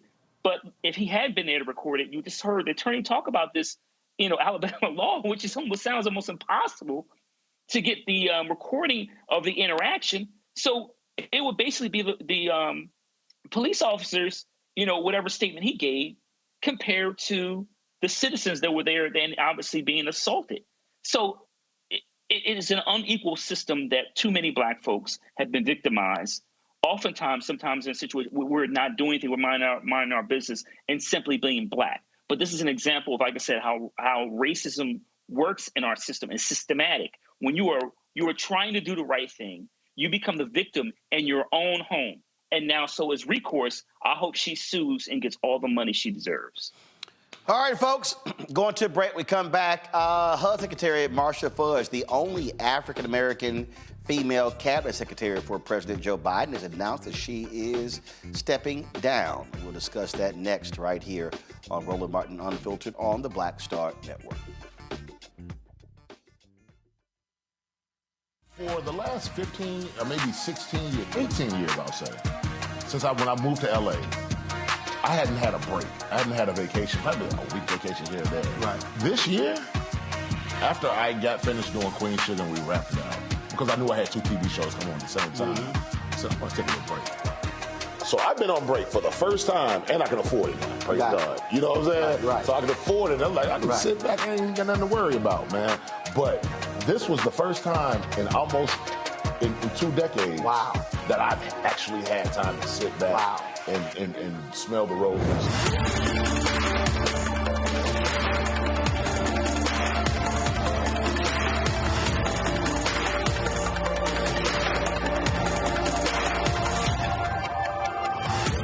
Hatred on the streets, a horrific scene, a white nationalist rally that descended into deadly violence. White people are losing their damn minds. An angry pro-Trump mob storms the U.S. Capitol. We're about to see the rise of what I call white minority resistance. We have seen white folks in this country who simply cannot tolerate Black folks voting. I think what we're seeing is the inevitable result of violent denial. This is part of American history. Every time that people of color have made progress, whether real or symbolic, there has been what Carol Anderson at Emory University calls white rage as a backlash. This is the rise of the Proud Boys and the Boogaloo Boys. America, there's going to be more of this. Here's all the Proud Boys, Dave. This country is getting increasingly racist in its behaviors and its attitudes because of the fear of white people. The fear that they're taking our jobs, they're taking our resources, they're taking our women. This is white fear.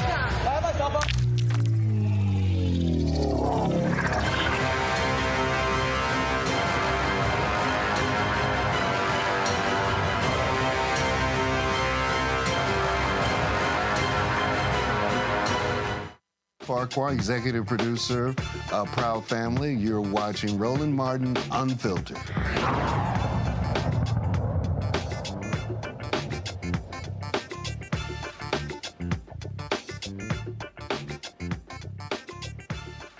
I've told you on many occasions how Republicans in North Carolina are some of the most evil people, how they exert their power and their influence. Well, when they took control of the General Assembly, and remember when the white woman Democrat crossed to Republicans, giving them a supermajority, they began to strip Democrat Governor Roy Cooper of a lot of his powers, including appointing people to the local election boards. Well, a 3-judge panel, a federal panel, ruled that the state's legislature unlawfully diminished the governor's power in choosing election board members. The judges were unanimous, 2 Republicans and 1 Democrat, siding with Democrat Governor Roy Cooper's lawsuit after the GOP-controlled General Assembly overrode Cooper's veto of the measure in October. The changes, which were set to take effect in January, would have shifted board appointment powers away from the governor to the legislature. Based on recent court rulings and the state constitution, the judges ruled that the new appointment process interferes with a governor's ability to ensure elections and voting laws are faithfully executed. This decision means that these boards will remain under the previous laws set up unless it is overturned on appeal. Republicans had been winning recent high-stakes rulings at the state Supreme Court since it flipped from a 4-3 Democrat majority to a 5-2 GOP majority in early 2003. And speaking of why voting matters, remember when we told you when the Wisconsin Democrat Janet Protasiewicz, when she won by 11 points on the state Supreme Court, shifting majority power to Democrats, well, what did they do?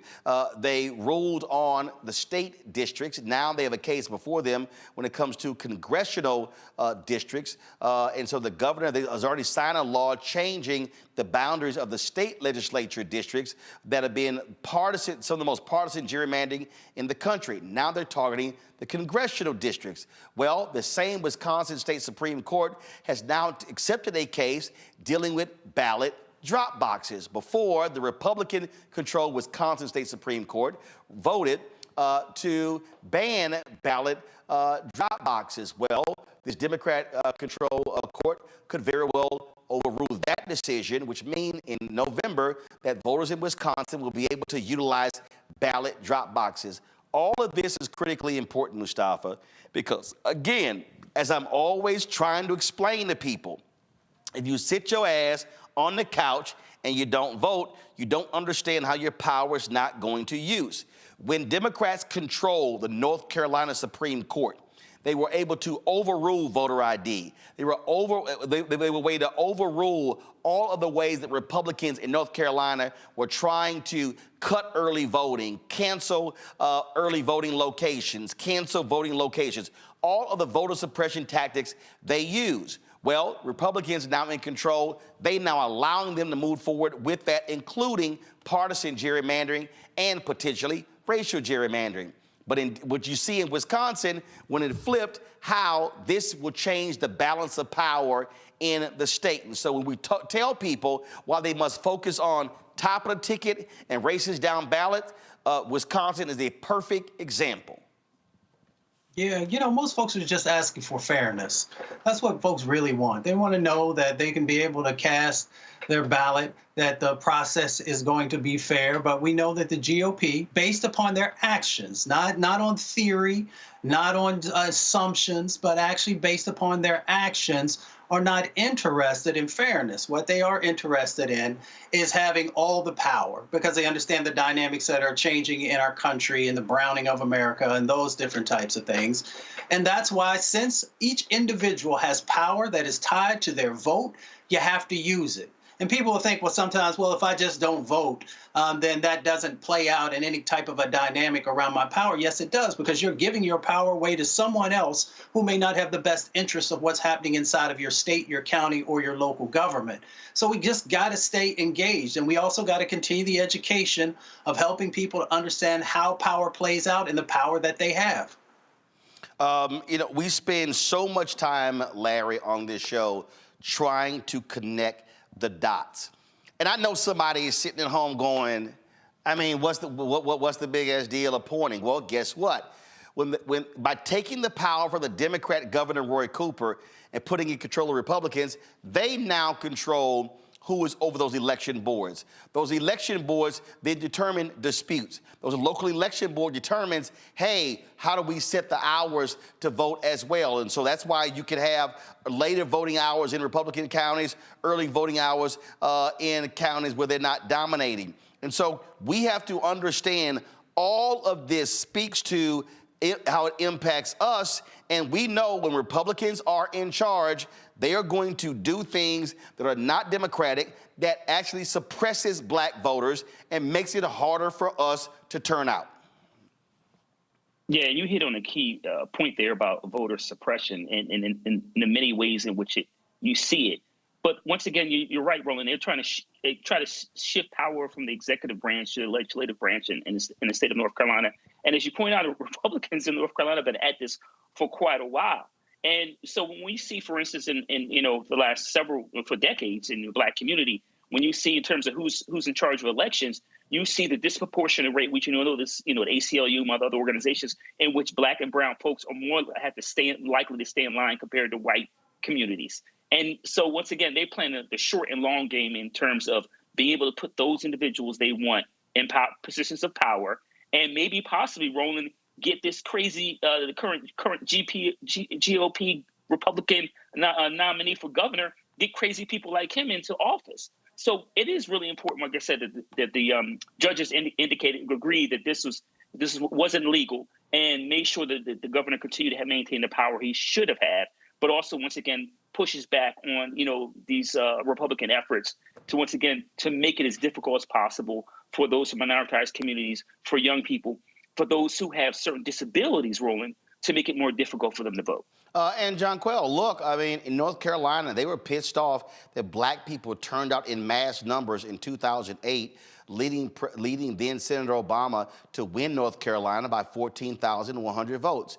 Guess what? Republicans were pissed off when Pastor Raphael Warnock and John Ossoff won those runoffs in January of 2021. What did they do? They immediately began to change the voting laws in Georgia. One of the laws they changed was that they changed the period for you to register for the runoff. And so in the 2020 runoff, the runoff took place. Then there was a deadline a couple of weeks later to register for the runoff. Well, they changed that sucker to register for the runoff. It took place even before the general. This is what happens when you control the levers of power. And so our folks need to understand why all of these races are so important, because they are impacting our ability to maximize power. You're absolutely right.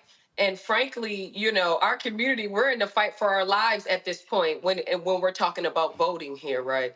There's a reason why we have the three branches of government: the legislative branch, the executive branch, and the judicial branch, right? And so we have got to be out there voting and paying very close attention to who's running to be these judges, who is running to be the legislatures, and who's also running to be governors of your state.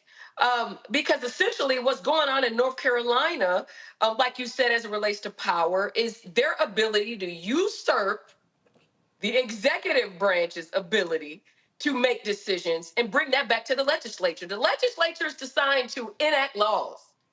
That's it. All right.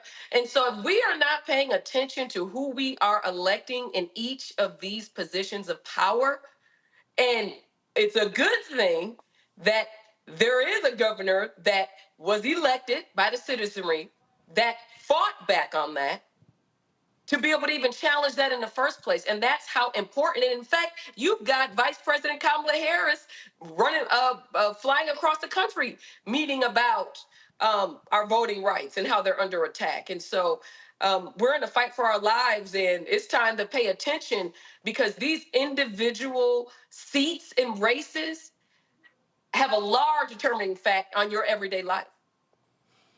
Absolutely. And so we spend lots of time just trying to educate folks. All right, y'all, hold on one second. We come back. We'll talk about the retiring Secretary of HUD, Marcia Fudge. Back in a moment. Next on the Black Table with me, Greg Carr.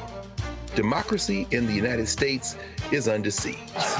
On this list of bad actors, it's easy to point out the Donald Trumps, the Marjorie Taylor Greens, or even the United States Supreme Court as the primary villains. But as David Pepper, author, scholar, and former politician himself says, there's another factor that trumps them all and resides much closer to many of our homes.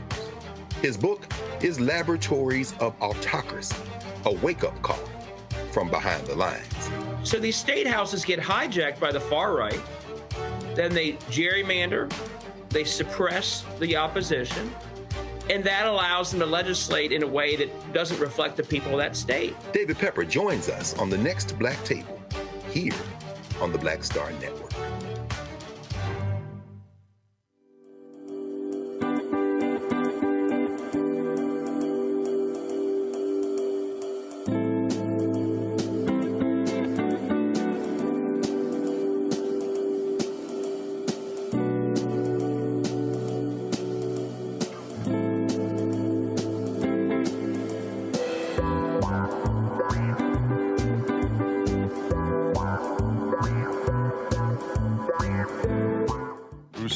Creator and executive producer of the Proud Family, Louder and Prouder, and you're watching Roland Martin Unfiltered.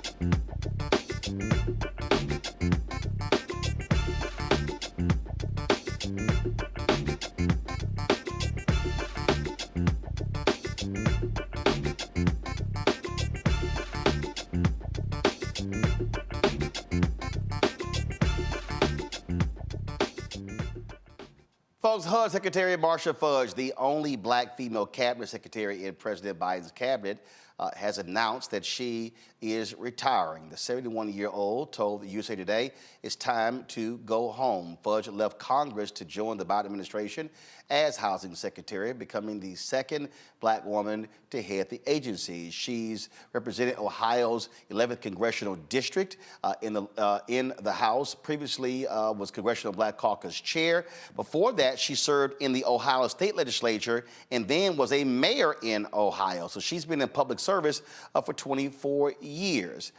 Fudge said that her last day will be March 22nd.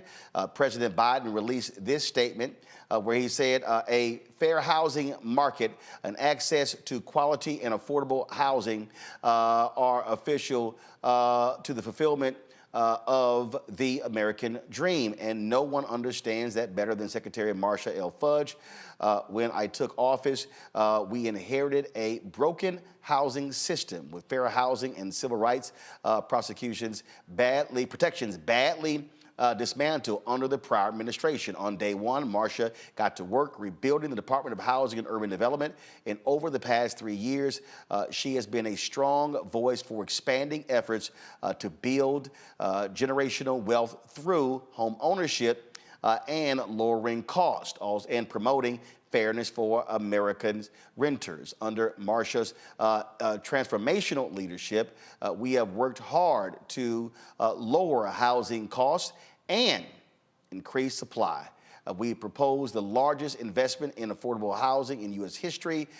We've taken steps to aggressively combat racial discrimination in housing by ensuring home appraisals are more fair and by strengthening programs to redress the negative impacts of redlining. Thanks to Secretary Fudge, we've helped first-time home buyers, and we are working to cut the cost of renting.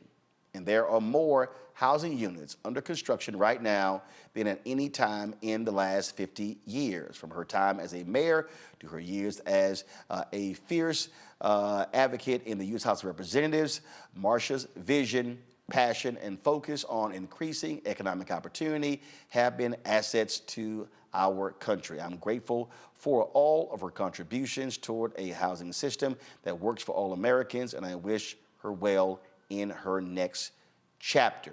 Deputy Secretary Adrian Topman will serve as acting secretary after Fudge leaves. The thing that he lays out there is really important, Mustafa, because, look, Ben Carson was HUD secretary under that other fool, and Ben Carson didn't know what the hell he was doing. He had no damn clue what he was doing whatsoever. He had no business in that job, and he was absolutely awful. And Fudge came in, and let me tell you something. We met with her and her team, and you had a number of black women who were in top leadership positions at HUD. It's fair to say black folks were running that department beyond her. And that focus on redlining, they partnered with the Department of Justice, going after folks who are redlining and keeping African Americans out of homes, going after financial institutions as well. And so absolutely one of the best housing secretaries we've ever had. Yeah, Secretary Fudge is amazing. And let me tell you why she's amazing. I mean, I met her in 2008 when she first came to the Hill. But when she took over at HUD, many folks don't understand that these agencies and departments had been decimated, right? Many of the top folks who really knew their stuff had left because they didn't want to work for Trump. And then they just did all these different types of things that weakened the agencies and departments. I had a conversation with some folks about Secretary Carson. I felt bad for him for a second, but then I said, you actually took the job, so you knew what you were getting yourself into. And folks who are experts in the housing side of the equation said that the only folks he was good for were the investor class on the housing side of the equation. Then you look at Secretary Fudge. who actually has understood the dynamics that have contributed to the wealth gap inside of our community and actually went to work to actually do things to change that. So not only the redlining that was out there, but also making sure that the people are able to access the loans, low interest loans, to be able to get into the housing game, if you will, to begin to build that wealth, to also make sure on the sort of the Title VI side of the equation, the civil rights aspect, to make sure that folks have been playing games there and not allowing people to actually move into the housing space, that both with the Department of Justice and them, that they were addressing that. You know, she made sure that she made more flexibility in the CDBG grants that are out there. So those are those development grants that are so critically important to be able to build this new housing. And then we've also talked on this show a number of times about that there's not enough housing that's out there. So when people see, you know, these incredible rents that people are paying and how things continue to go up and up, it is because of that housing shortage that's there. And she's been playing a critical role in getting the new housing out there and making sure that there's affordable housing, which is, you know, an important part of the equation. So I give her, you know, nothing but gold stars for the work that she's done, both when she was in Congress, when she was a mayor, and now leading HUD, which was not an easy thing to do, especially in those early days, because there had been, you know, all this work that was done by the Trump administration to weaken it. You know, I dare say, John Quayle, what's important here, it is important to have, but the only time we do these departments, it's somebody who has been a governor or a member of Congress. But because Fudge was a mayor and a state representative and a member of Congress, she's bringing a far different perspective to the table, because actually when it comes to housing in this country, that really is the province of mayors in these cities. And so I think that experience was vital in that particular position. Yes, I agree, Roland. I mean, essentially, her time as mayor allowed her to be able to be boots on the ground, seeing from day to day what the challenges were with housing and with homelessness, and being able to address that on a national level. I myself, of course, am sad to see her go. She is a member of my sorority as well as an alum of, we both attended the Ohio State University. So she is a tremendous leader. It's a tremendous loss to see her go, but she has been a force that we all have looked up to for so long. Larry? Yeah, she's had a tremendous career. You talked about in the state of Ohio, certainly representing her district as a member of the CBC. My colleague just talked about she's a former president of Delta Sigma Theta Sorority Incorporated. And it's a tremendous loss for the administration. And I think the really, Roland, interesting thing about the president's statement, talking about redlining, which my colleagues have highlighted, and the long-term impact redlining has had on the Black community in terms of gaining equity. And we know the majority of wealth in this country for Americans derives from owning a home. So it's unfortunate that she's leaving. I wish her all the best. Like I said, her many years of dedicated service as a public servant, and she's been a tremendous asset at HUD and her wealth of experience, and I wish her all the best. A couple of years ago, we had her on the show discussing the infrastructure bill and also talking about her role at HUD. This was our, let me pull it up right here, my apologies. This here was our conversation. And y'all know I'm gonna play for y'all this other interesting moment that we had as well when she had a news conference, and a little something happened that will go down as one of the greatest news conferences ever. All right, check this out.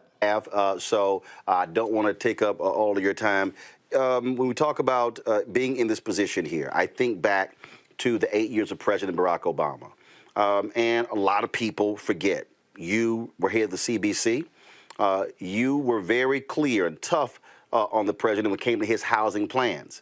I dare say, and this is me speaking, one of the failures of the administration was in the area of housing. Black people lost 53% of all wealth due to the housing foreclosure crisis. We're dealing with really right now a housing shortage in America. I've owned my home in Dallas since 1999. I get text messages and calls every day from somebody trying to buy my house to flip it. And so there are people out there who want to be able to buy a home, but you have these hedge funds that went out and bought blocks of 25 and 30 and 50,000 homes from the banks who we supposedly helped out with TARP. And so how do we, what is your plan to put us on that path for true affordable housing for people to be able to own their homes and they're not having to spend all this money renting something they simply don't own? Well, the first thing is just to say this, is that FHA is a part of HUD. And so we are looking at what we have done, and we've made some mistakes, no question about it, Roland.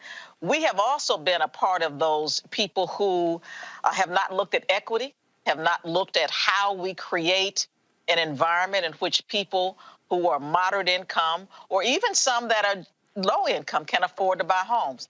You're going to see a change, and you're going to see it soon. We're going to assist home buyers. We're going to level the playing field because, Roland, you know as well as I do that for people that look like us, most of us start to create any sense of wealth by buying a home. Mm-hmm. We're also going to look at how we assist in educating people about the process because so often, Roland, people who are just trying to get into it don't have any idea where to start. So we're going to assist them with saving, with down payment assistance. We are going to do the things necessary to give folks a chance, just to give them a shot at creating generational wealth. You have my word on it. I'm going to ask you to do one thing also, and I have been, and we talked about this when you were in Congress. The federal government spends $1 billion a year on media advertising. Black-owned media gets $10 million. We want to assist with that, educating people as well, which is critically important that black ad agencies and black-owned media receive those dollars to be able to inform our constituents about these very things. And so I've said it to Susan Rice in the White House. I've said it to Cedric Richmond. I've said it to Senator Chuck Schumer. I'm still waiting to interview Speaker Nancy Pelosi, but that's another story. But I'm going to say it to her as well. But this is important because if we're trying to reach black folks, we need to talk to black-owned media. And that's why I'm thankful that you came on and didn't give us the runaround and say, yeah, absolutely, we want to come on to share this kind of information with our audience. Roland, this is my very first interview since the announcement, and I wanted to do it with you because I think it is important to send a message to people that I understand how our communities are helped. That is why I'm on your show right now. And you have my word that I'm going to do all I can to ensure that people who are sending the message know the people that we want to get the message to. And just so y'all know, last time she was on, she hit me. She's like, Roland, she said, all the calls I got from folk in Ohio who saw me on your show. I got to ask you this here because, Lord, you set the internet ablaze with this.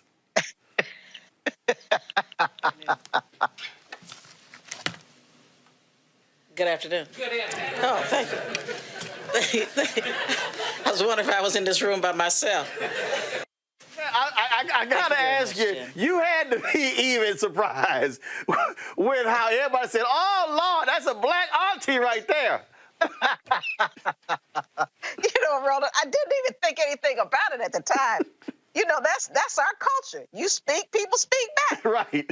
I never thought about it until everybody started talking about it. And Roland, I have been laughing about it ever since. I said, Lord, I'll never live that one down. Well, you know from now on, wherever you go, anywhere in the country, when you got to give a speech anywhere, it's going to be good afternoon. It's going. So I'm telling you, it's just going to be. Just go ahead. It's going to be a part of your introduction wherever you go. So just go ahead and get prepared for that. That's why I love you, Roland. Goodbye. Secretary Fudge, I appreciate it. We keep it real, keep it black. That I dare say that was a black moment right there, Jaquel. That was for sure. I mean, I remember seeing that on television, and it just reminded me of the call and answer. You know, when you're in church and they're saying, "Good afternoon," and when it's not, they never repeat themselves after that. So it just took me back to, you know, being in church, growing up in church with that call to answer series. So I enjoyed that. Yeah, I still crack up because she was like, I know my ass ain't in this room by myself, Larry. I know I said good afternoon, man. Y'all better say something. Black culture is undefeated. And I remember when that happened, and even it's funny because I did that to my wife the other day, a couple of days ago. It's funny about, like I said, the importance of how Black culture works. And like she said, it was a genuine moment, as my colleague just highlighted. That's a reflection of Black culture. You always speak, and when someone speaks, you speak back. And if you don't, there's a problem. So it's an iconic moment, and once again, we will certainly miss her as secretary. Mustafa? Secretary Marsha Fudge is Black excellence. And I know there's lots of young girls who are watching who now know that they could one day be the Secretary of HUD or something even higher. So I hope that we will continue to give her her flowers. All right, Ted. So I got to play that again. Hold on one second. I just, because because that was from our interview, but this was Jen Psaki introducing her. Check this out. Back from the edge. She's happy to take a couple of questions after she gives some remarks. Thank you again for joining us. Thank you very much, Jen. Good afternoon. Good afternoon. Good afternoon. Oh, thank you. I was wondering if I was in this room by myself.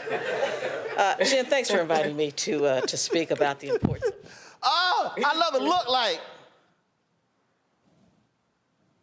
like y'all about to get cussed out. That's sort of how your mama or your grandmama do when they walk into the room and everybody there, they speak. Like, I know y'all asses gonna speak back.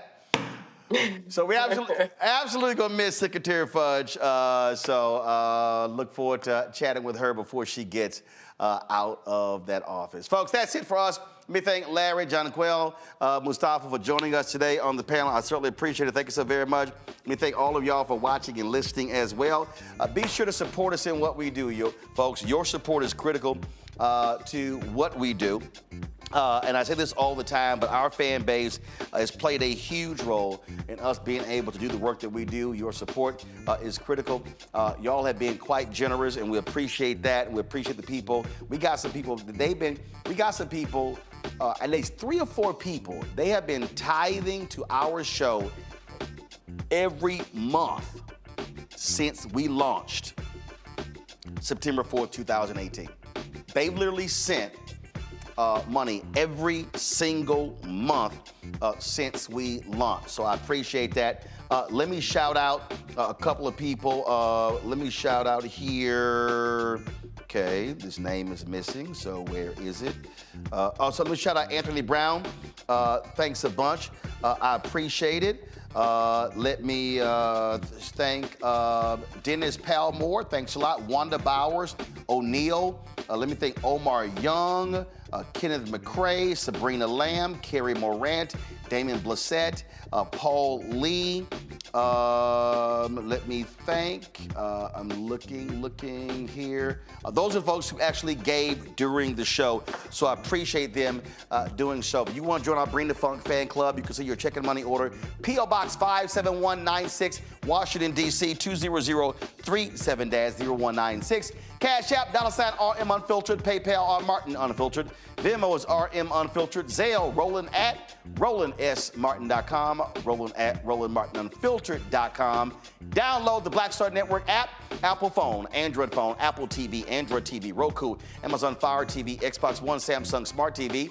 Don't forget, you can also support us by watching our 24-hour, 7-day-a-week streaming channel available on Amazon News by going to Amazon Fire. You can tell Alexa play news from the Black Star Network. Go to Plex TV. Go to Amazon Freevee, and also go to Amazon Prime Video. And don't forget to get a copy of my book, White Fear, How the Browning of America is Making White Folks Lose Their Minds, available at Ben Bella Books, Amazon, Barnes & Noble, IndieBound, Bookshop, Chapters, Books A Million, Target. You can get the audio version with me reading on Audible. Folks, that's it. I'll see y'all tomorrow right here. Roland Martin Unfiltered on the Black Star Network. Holla! Black Star Network is here. Oh, no punch! I'm real revolutionary right now. Thank you for being the voice of Black America. All momentum we have now, we have to keep this going. The video looks phenomenal. See, this difference between Black Star Network and Black-owned media and something like CNN. You can't be Black own media and be scared. It's time to be smart. Bring your eyeballs home. You dig?